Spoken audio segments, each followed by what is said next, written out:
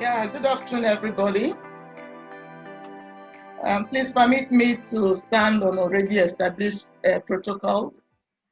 I have a very poor network from where I'm speaking from, and by the time I put on my video, it's going to be messed up.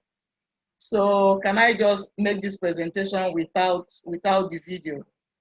I'm just making that request. Thank you. It's a very great privilege to be part of this webinar, and a very great occasion for me to meet with some of our colleagues in the States, and especially our mommy retired. Thank you very much. And my presentation is examining the impact of coordination mechanism and platforms at all levels of government. Next slide, please. Next slide. Yeah. By way of introduction, this is my presentation outline, and let me not waste time and go straight to the presentation. The introduction, next slide, please.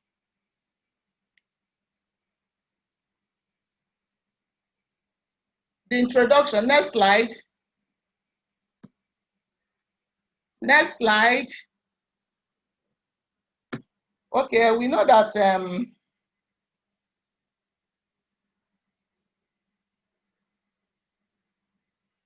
there are multiple causes of malnutrition, and these challenges of malnutrition could not be solved except through multi-sectoral efforts, and hence that's why we have a coordination mechanism. And what is coordination mechanism? That's the slide 2 or 3. Please, can you go back and let me see the slide on introduction? So what is nutrition coordination mechanism? This is a group of organizations and stakeholders committed and willing to support nutrition by jointly coordinating their activities to achieve better nutrition results. And these coordination mechanism, they have features, and what are those features? We have relationships that could be horizontal and vertical. Among the federal MDAs, we have a sort of horizontal relationship, and by the time we start relating to coordination mechanisms at the subnational level, we regard those as vertical relationships. And this coordination mechanism, they have guiding principles that are sets of TOR that guides their function and whatever they do. And within the coordination mechanism, the members are constantly engaging each other, supporting themselves so that we achieve a better nutrition outcomes. Next slide. Next slide. So what is the importance of coordination? Coordination is important because it provides direction, it sets the agenda, makes for teamwork, makes for greater motivation among partners. This is not the slides I'm talking about, it's the one before this. Made for greater motivation and team spirit among members. And a very good example is with the Iron Accelerating Nutrition Result Project in Nigeria that is being supported by World Bank with 5 MDAs at the federal level working. We can see a very good example of all these, the team spirit. We work as a team, and in the process of working as a team, we are motivated. When you see another sector doing very well, you from your own side will try to work hard so that you achieve your results. More so the project is being implemented based on responsible linked indicators. So with this, sectors strive to achieve their objectives. Next slide, please. Next slide. So in Nigeria, we have the coordination mechanism in Nigeria is such that we have the National Council on Nutrition. And like Victor has explained, this is the highest decision-making body on food and nutrition in the country. It is chaired by the Vice President, and members include ministers of relevant MDAs, provisional bodies, organized private sectors, and bilateral organizations. Down after the National Council, we have National Committee on Food and Nutrition, which is another coordination platform. This is chaired by the Permanent Secretary of Federal Ministry of Finance, Budget and National Planning, and is the technical arm of the National Council on Nutrition. We equally have at the subnational level the State Committee on Food and Nutrition. The State Committee on Food and Nutrition is chaired by the PS of the Ministry of Economic Planning at the state level, and they have a similar role as that of the National Committee on Food and Nutrition. In the same vein, we have the Local Government Committee on Food and Nutrition that is chaired by the Vice President of the local government area, and their role is to coordinate food and nutrition activities in the LGA. And in the same vein, we have the World Committee on Food and Nutrition that is chaired by the World Chairman that should coordinate every activity of food and nutrition down there at the village levels. Next slide. So what are the roles of the coordination platform? Next slide, please.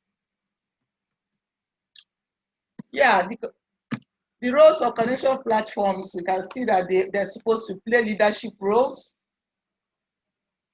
That's why at the NCN level, National Council of Nutrition level, we have the person of the Vice President chairing the council. In the same vein, the National Committees on Food and Nutrition provide all necessary leadership. Provide all necessary leadership for members of for stakeholders in the platform. They provide leadership, they work towards advocacy to ensure that funds are available, budget lines are created, and there's timely release of funds. And there's also an MIE factor that the coordination mechanisms look into, trying to develop indicators, tracking nutrition investments, and accountability for release funds. So these are the roles that coordination platforms are expected to play. And what is the impact? What impact are they making currently? Next slide. Next slide. So guidance. Coordination platforms provide guidance on issues of nutrition in order for us to remain focused. The coordination platform provides guidance to all members. Members of the platform work together to develop one policy, one plan, and one results framework to help us achieve better nutrition outcomes. In Nigeria, we have National Policy on Food and Nutrition that was developed in 2016 by all stakeholders.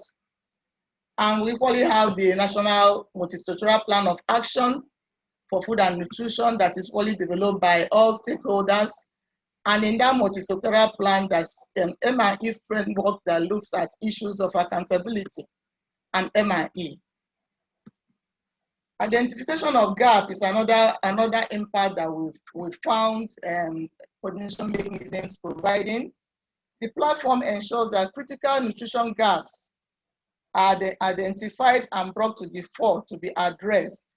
For instance, funding gaps and lack of political will. These are major issues. These are major issues that the platform brings up and tries to solve problems in these areas. On information management, coordination platforms share information on everything that is happening within the nutrition sector. The platform shares information on roles and responsibilities and accountability to ensure that gaps are addressed without duplications. Barriers to nutrition coordination. Next slide. There are barriers that coordination is not working as it should be. there is on states no existence of functional coordination mechanisms. At the federal level, the National Committee on Food and Nutrition is functioning. For this year, we've had all our meetings, and members, we relate to each other. During our meetings, we listen to each other, share ideas, share our challenges. But at the state level, some of them are no more functioning because they don't have money to hold meetings, and because of a lot of issues happen at the state level, lack of political will, because each of these coordination mechanisms, there's a leader, and when there's no political will at that level of leadership, a lot of things happens to the mechanism. And another barrier is that there's no direct line management with sectors. Sectors are at will to do what they like, in as much as you provide the guidance, but they are at liberty to do what they want to do. Poor funding is another critical problem. There's no fund for mechanisms, for coordination mechanisms to meet, and at the same time, there's lack of funds for implementation. When there's no funds for implementation of activities, I don't know what you end up coordinating, because even if they've made the plans, they cannot implement. It's quite demoralizing, and that's part of the reason that coordination mechanisms are not functioning. And at times we have no willingness of stakeholders to be coordinated. In some of the sectors, they don't feel that maybe from Ministry of Budget and National Planning, that is a ministry that is at the federal level with them, that they have any right to know what is happening or to be involved in the activities. So these are some of the issues. And also weak capacity. Weak capacity is a very critical issue among most MDAs. Capacity in terms of knowledge of those implementing the nutrition programs, capacity in terms of a lot of things. When you get to no office space, no professionals to actually carry out nutrition activities. So these are some of the barriers that are affecting coordination. Next slide, please. Next slide. So how do we overcome these barriers to coordination? One, I said revitalization of existing committees and establishing committees at all levels. Some of these committees, they were established some 10 years, some 15 years ago, but since the establishment, they've met not more than 10 or more than 2 times. But we know that on yearly basis, the National Committee on Food and Nutrition and the State Committee on Food and Nutrition, they're supposed to meet at least 4 times. There's need for capacity strengthening of secretaries for coordination of platforms, and there's need for attitudinal change. Some of these MDAs that think that coordination is an impossible thing, or not, that coordination is not necessary, should have a rethink and know that working together we will achieve our objectives. And provision of funds is another major issue. Funds should be provided for committees to run, hold their regular meetings, and implement activities. Strategic collaboration with sectors during planning. This we've done. There's no plan we've developed or strategic plan that we developed that we did not involve people from every sector. This we think is a panacea, and people should adopt to that, because when you plan together and implement together, we are held accountable to each other. And there's no need also to improve vertical coordination. There's strong coordination at the federal level among the federal MDAs. But down there, there's relationship between the federal and the subnationals tends to be very weak. Next slide. Yeah, this is my last slide, and I'm concluding. And I'm saying that due to the multisectoral nature of nutrition, effective coordination mechanism is is the most systematic way of ensuring that stakeholders are better engaged, working together, and undertaking priority actions to improve nutrition. Thank you very much for listening.